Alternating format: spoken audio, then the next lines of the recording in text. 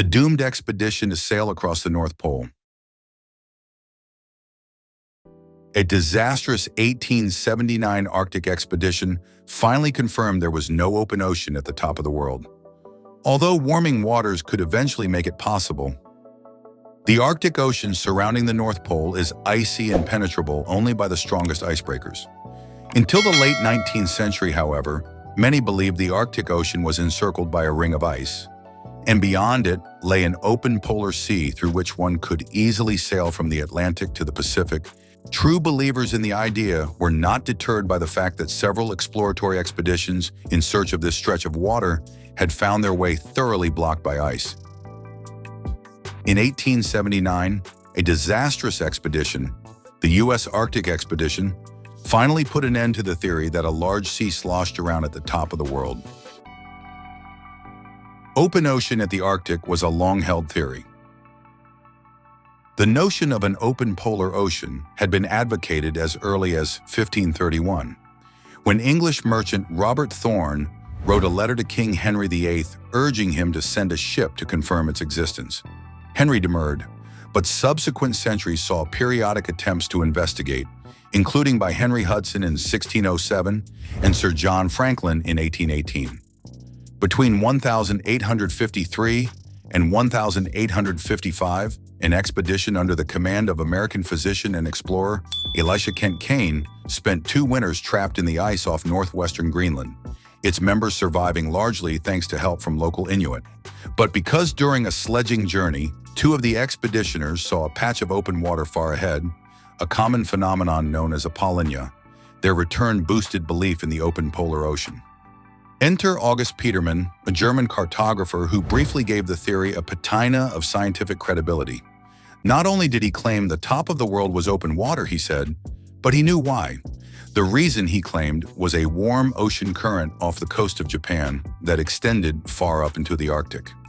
His ideas came to the attention of James Gordon Bennett, publisher of the New York Herald, who had recently earned renown for dispatching reporter Henry Morton Stanley to Africa on a successful search for British explorer David Livingstone.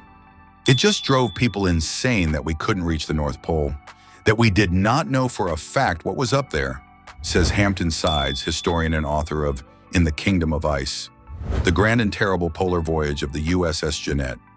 Norway, Britain, and other European nations, he points out, had dispatched multiple expeditions across the Arctic. But now you have the United States, which has only fairly recently emerged from the devastation of the Civil War, beginning to flex its muscles and trying to say, hey, we're a united nation again. We can participate in these sorts of competitions. The United States Navy is a fledgling navy. It isn't very powerful, but they do have ships and they have naval officers. What they don't have is money, and that's where Gordon Bennett comes in. Stick with us because this story is about to blow your mind. The Jeannette set sail. Bennett bought a ship, named it Jeannette after his sister, and placed it under the command of naval officer George W. DeLong. The voyage, dubbed the U.S. Arctic Expedition, left San Francisco on July 8, 1879. After making stops at the Aleutian Islands and in Siberia, it turned north on August 31st. 5 days later, it became trapped in the ice. It would never escape. In March 1880, DeLong recorded that the ship's position was essentially the same as it had been 3 months earlier.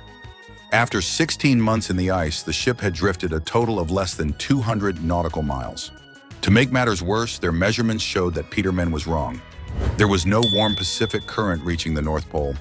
It did seem like the mission was cursed, almost from the start, says Sides. It seemed like one thing after another goes wrong. Despite the pervading sense of despair, however, DeLong held it together. While they're trapped in the ice, they're hunting their own food. Nobody dies. A disastrous end, but with learnings. The worst was yet to come, however, and it began with what seemed like the impending end of their misery. On June 11, 1881, the ice released its grip, only to close in rapidly again, crushing the hull and prompting DeLong to order Jeannette's abandonment. On June 13th, the ship sank and the crew set out for land, first across the ice and then in 3 boats that they launched into tempestuous waters. Drop your call in the comments. One boat never reached shore, presumably capsizing with the loss of 8 lives. The other 2 boats made it to Siberia's Lena Delta, but became separated.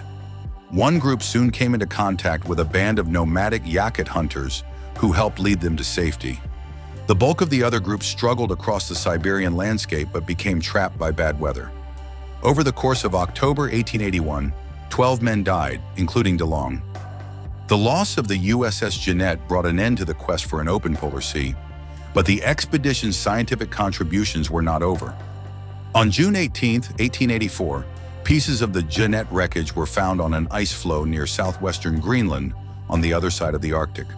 That discovery helped confirm that a current does flow from east to west across the Arctic Ocean, and the meteorological and oceanographic records the crew had diligently kept have helped modern scientists reconstruct temperature data that now reveal the extent of climate change in the Arctic Ocean. Climate change that, ironically, may one day make a journey across the North Pole navigable through open water.